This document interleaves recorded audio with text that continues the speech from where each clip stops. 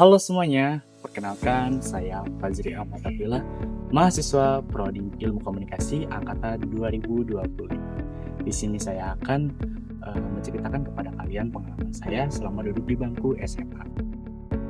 Saya selama duduk di bangku SMA banyak sekali pengalaman-pengalaman yang berarti dalam hidup saya. Pengalaman SMA juga tidak semudah dan juga tidak serumit seperti yang orang lain bicarakan. Dalam pengalaman saya, masa abu-abu adalah masa yang paling berharga dan juga tidak bisa dilupakan. Banyak pengalaman yang sudah saya lewatkan, seperti saya mengikuti organisasi-organisasi yang ada di bangku SMA, seperti paskibraka sekolah, OSIS, dan juga tim protokol. Di situ adalah tempat saya mengemban ataupun mengupgrade diri selama duduk di bangku SMA. Dan sampai sekarang, setelah saya lulus di bangku SMA, saya melanjutkan pendidikan yang lebih serius, yaitu duduk di bangku perkuliahan, lebih tepatnya di Universitas Pembangunan Nasional Veteran Jakarta, dan saat ini saya sedang melanjutkan S1 ataupun sarjana program studi ilmu komunikasi. Bangku perkuliahan adalah bangku yang baru dalam pengalaman hidup saya. Seringkali juga saya terpikirkan ataupun kangen dengan pengalaman-pengalaman sekolah.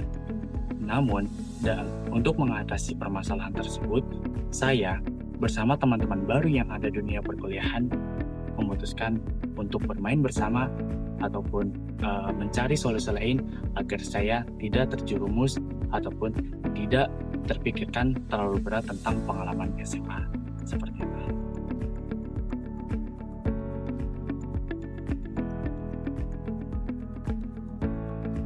Halo semuanya, perkenalkan nama saya Zakwan Nahar Umran Rusmayan.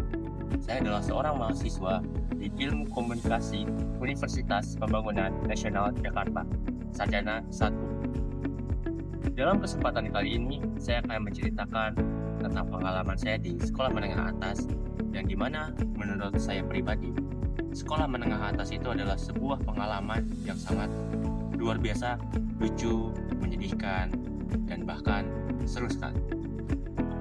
Dalam pengalaman saya tersebut di sekolah menengah atas, saya memiliki banyak pertemanan. Saya mendapat banyak sekali pengalaman, entah itu organisasi, entah itu dari pergaulan, entah itu dari pelajaran dari seorang guru, yang dimana saya sangat senang ketika saya berada di sekolah menengah atas. Pada saat saya di sekolah menengah atas, saya hanya memikirkan bagaimana cara saya dapat bersenang-senang, tapi saya tidak pernah memikirkan tentang masa depan. Seperti salah satunya, saya pernah menelantarkan tugas. Yang penting, saya bisa berkumpul dengan teman-teman saya.